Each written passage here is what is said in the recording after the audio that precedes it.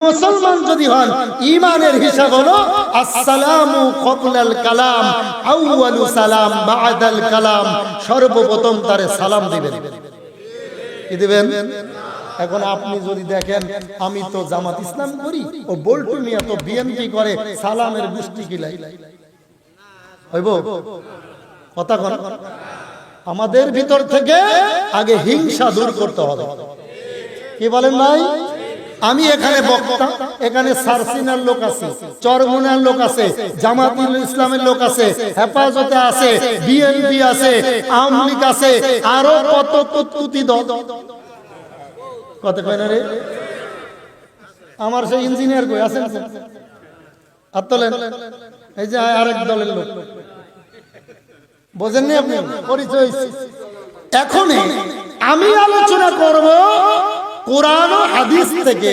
যদি আমার আব্বার বিরুদ্ধে যায়, আমার করার কিছু নাই। কথা কেন? আরো জোরে